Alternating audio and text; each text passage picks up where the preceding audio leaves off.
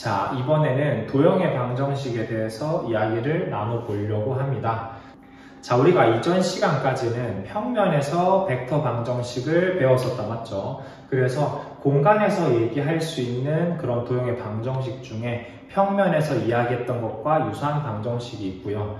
또는 평면에서 얘기할 수 없는 도형 같은 경우도 있기 때문에 그 두 가지를 조금 비교하면서 같이 살펴보려고 합니다.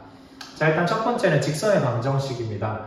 자, 우리 직선의 방정식은 평면에서도 이야기했었던 거죠. 그래서 평면과 유사한 특징을 갖는데, 자, 우리가 점 A를 지나고 0벡터가 아닌 벡터에 평행한 직선 위의 점, 이 P와 실수 T에 대해서 다음을 만족한다라고 적혀 있습니다. 자, 이게 무슨 뜻이냐면, 자, A를 지나고요. 그 직선의 방향 벡터가 U벡터로 주어져 있습니다. 그럼 그 직선 위의 임의의 점을 우리가 평면 벡터에서 두 벡터의 합으로 표시했던 것처럼 다음과 같이 t에 대해서 xyz를 표현을 할 수 있고요. 이거를 한 번에 표현을 하면 다음과 같은 직선의 방정식을 표현을 할 수가 있습니다.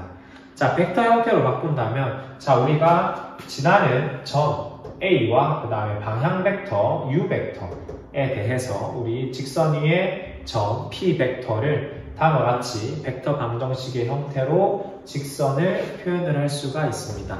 이러한 벡터의 형태는 평면에서 얘기했던 벡터 방정식과 동일한 형태다, 맞죠? 자, 그 다음은 평면의 방정식입니다. 우리가 평면에서는 굳이 평면의 방정식을 이야기할 필요가 없어서 다루진 않았었는데, 공간에서 많이 사용되는 것 중에 하나가 바로 이 평면인데요. 자, 평면을 어떻게 정의할 거냐면, 자, 어떤 점을 지나고 그 평면의 수직인 벡터를 정의해 줄 겁니다. 이때 이 벡터를 평면의 법선 벡터라고 하는데, 그러면 이 평면 위에 있는 임의의 점 P에 대해서 다음을 만족한다고 하네요. 왜 성립하는지 살펴본다면, 자, 우리가 평면 위에 임의의 점 P와 평면을 지나는 이 점 A를 연결해서 벡터를 만든다면 평면 내에 속하는 벡터라고 이야기할 수 있겠죠. 따라서 이 벡터와 우리 평면의 법선 벡터는 서로 수직입니다. 따라서 내적해서 0이 될 거고요. 성분을 가지고 이야기를 해본다면 다음과 같이 표현을 할 수가 있습니다. 자, 그래서 이런 식을 우리가 전개해서 간단하게 표현하면 다음과 같이 ax 플러스 by 플러스 cg 더하기 d는 0의 꼴로 표현이 가능하고요. 이때 우리가 이러한 식을 만난다면 a, b, c 각각 x, y, g의 개수가 이 평면의 수직인 법선 벡터의 방향이구나 라고 이야기를 할 수가 있습니다. 자, 그리고 벡터 방정식의 형태로 표현을 한다면, 자, 우리는 평면 위에 점에 대한 벡터 p 벡터와 그리고 지나는 점 A 벡터, 그리고 법선 벡터 M 벡터에 대해서 다음과 같은 관계식을 이야기할 수 있습니다. 위에서 얘기했던 것과 동일한 아이디어로 두 벡터의 차가 법선 벡터와 수직이더라 라는 얘기인데, 이 식 자체는 우리가 익숙한 식 중에 한 가지 남았죠. 우리가 평면에서 직선의 벡터 방정식을 이야기할 때 직선의 방향 벡터를 가지고도 이야기를 했었지만, 그 직선의 법선 벡터를 가지고도 직선을 정의할 수가 있었습니다. 자, 그래서 그때 정의했던 것과 동일한 형태의 벡터 방정식이 이렇게 적혀져 있는데요. 그래서 이러한 벡터 방정식은 평면에서는 직선으로 이해할 수 있지만 공간에서는 평면으로 이해할 수 있다는 거. 그래서 벡터 방정식이 주어져 있을 때 어떤 평면이냐 공간이냐에 따라서 해석을 다르게 할 수 있다는 점 기억해 주시면 될 것 같습니다. 자, 다음은 구의 방정식입니다. 자, 우리가 중심이 C이고 반지름 길이가 R인 구 위의 점 P에 대해서 다음을 만족한다고 합니다. 우리가 구의 정의라는 건 한 점에서 같은 거리에 있는 점들의 집합을 이야기할 때 우리가 직관적으로도 이러한 방정식이 성립하겠구나라는 걸 알 수도 있겠죠. 벡터의 입장에서 생각을 해본다면 우리는 이 구 위에 있는 임의의 점과 그 다음에 구의 중심, 두 벡터의 차의 크기가 항상 반지름으로 일정하더라. 그래서 크기를 가지고 우리가 내적식을 세워서 계산을 해주면 다음과 같은 방정식을 만들 수 있고요. 다음과 같은 벡터 방정식은 평면에서는 원으로 표현이 됐지만 공간에서는 9로 표현이 되더라 라는 이야기입니다. 자, 그리고 평면에서 했던 것 중에 한 가지가 우리가 두 점을 지름의 양끝점으로 하는 구의 방정식에 대한 얘기도 했었는데, 우리가 지름의 양끝점이면 그 원 위에 한 점에 대해서 두 벡터의 차가 항상 수직이었다, 그 조건을 이용했었죠. 그래서 구도 동일하게 구 위의 임의의 점에 대해서 우리가 그 양끝점과 이은 두 벡터가 수직이기 때문에 그 수직인 조건을 이용하여 내적을 해준다면 다음과 같은 방정식을 구할 수가 있습니다. 즉 A 벡터와 이 구 위에 있는 점 P 벡터의 차를 이용해서 다음과 같이 x-x1, y-y1, g-g1을 구할 수가 있고요. B와 구 위의 점 P의 차를 이용해서 x-x2, y-y2, g-2를 구할 수가 있고, 두 벡터가 수직이기 때문에 우리는 내적해서 0이 되더라 라는 식을 세울 수가 있습니다.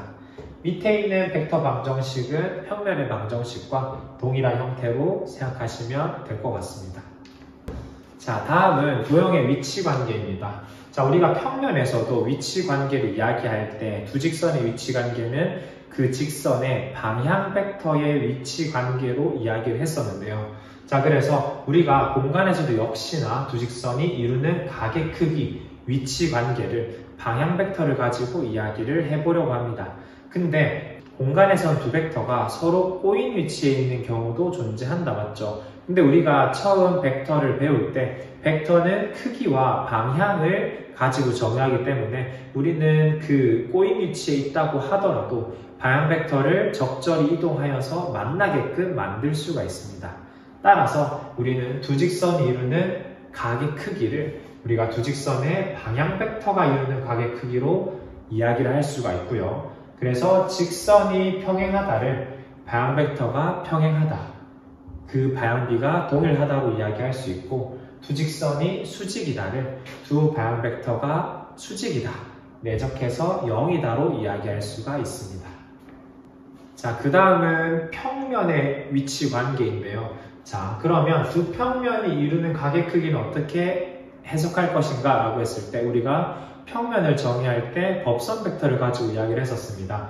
따라서 우리는 두 평면의 법선 벡터가 이루는 그 각의 크기로 두 평면이 이루는 각의 크기를 이야기할 수 있는데, 이때 예각을 기준으로 이야기를 한다면 우리가 이전에 공간기하를 배울 때 두 평면이 이루는 이면각의 크기는 그 교선에 대해서 우리가 그 교선과 수직이면서 각각의 평면에 포함되는 두 직선이 이루는 각 중에서 작은 각을 일반적으로 이면각이라고 정의를 했습니다. 따라서 두 평면의 법선 벡터가 이루는 그 예각의 크기와 이제 이면각의 크기가 같음을 알 수가 있고요. 그림을 살펴본다면. 자, 그래서 위치관계도 동일하게 두 평면이 평행한 건 두 법선 벡터가 평행한 것으로 해석을 할 수가 있고, 두 평면이 수직인 건 두 법선 벡터가 수직인 것으로 이야기를 할 수가 있습니다.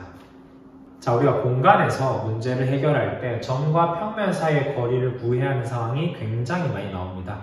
그래서 점과 평면 사이의 거리에 대해서 이야기를 해보자면, 자, 다음과 같이 점 A와 평면 사이의 거리는 다음과 같이 정의를 할 수 있는데요. 자, 우리가 원래 알고 있는 점과 직선 사이의 거리 공식과 유사해 보인다, 맞죠? 그래서 기억을 하는 데는 크게 어렵지 않을 것 같고요. 증명은 기본적인 아이디어에 대해서만 설명을 드리겠습니다. 이거는 한번 읽어보시면 충분히 이해하실 수 있을 것 같은데, 자, 우리가 평면과 점 사이의 거리를 이야기한다는 건 점에서 평면의 어떤 수선의 발을 내려야 된다, 맞죠? 그래서 우리가 점 A에서 평면에 내린 수선의 발을 H라고 한다면 이 AH 벡터는 평면의 법선 벡터와 평행합니다. 따라서 이 AH 벡터를 우리가 H를 정의하고요. AH 벡터를 이 법선 벡터와 평행하기 때문에 적당한 실수배로 표현을 해서 우리가 지금 알고 있는 이제 X1과 A를 이용해서 표현을 합니다. 그리고 나서 우리가 이 수선의 발은 이 평면 위의 점이기 때문에 여기서 구한 이 X0, Y0, G0를 이제 x1a, y1b, g1c로 표현했을 때 이 점을 평면에 집어넣어도 만족해야 된다 맞죠? 그래서 대입해서 t에 대해서 정리를 해주면 다음과 같이 계산을 할 수가 있고요. 그래서 우리가 구하고자 하는 이 거리는 AH 벡터의 크기이기 때문에 우리는 AH 벡터의 크기는 이제 법선 벡터에 적당히 실수배한 이 벡터의 크기와 동일하고 t 값을 대입하고 이 ABC 벡터의 크기를 계산해 준다면 앞서 살펴봤던 것과 동일한 식을 얻을 수가 있습니다.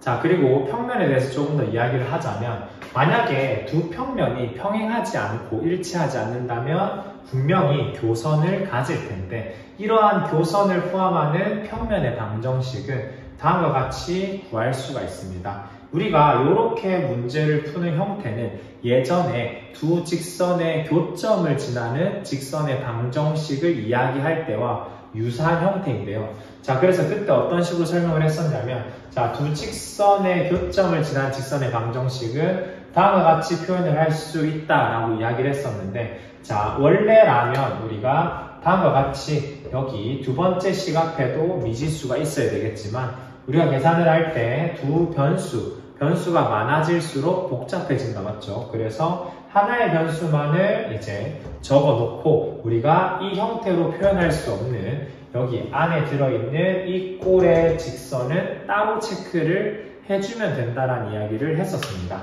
자, 그래서 이것과 동일하게 우리가 두 평면의 교선을 포함하는 평면을 다음과 같은 꼴로 이야기할 수 있지만 문자가 적게 하기 위해서 우리는 다음과 같이 한쪽에만 문자를 곱해주고요. 이제 이 형태로 표현할 수 없는 이 꼴의 평면만 따로 체크를 해주시면 됩니다.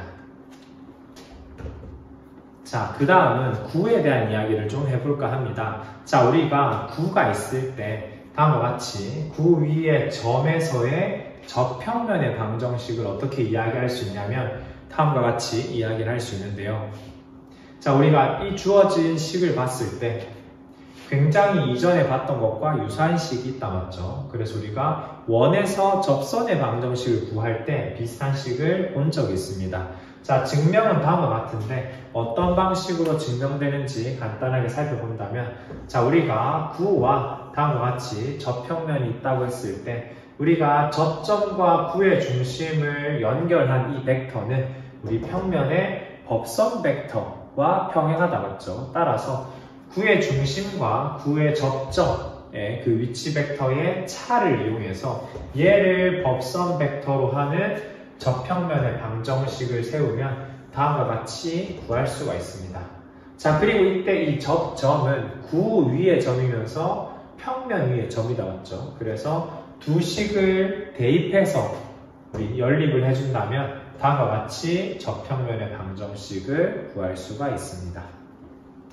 자, 마지막으로 우리가 앞서 두 평면의 교선을 지나는 평면의 방정식을 했던 것처럼 이제는 두 구의 교선을 포함하는 구의 방정식에 대한 이야기를 해보려고 합니다. 이때 당연히 구는 서로 만나야겠죠.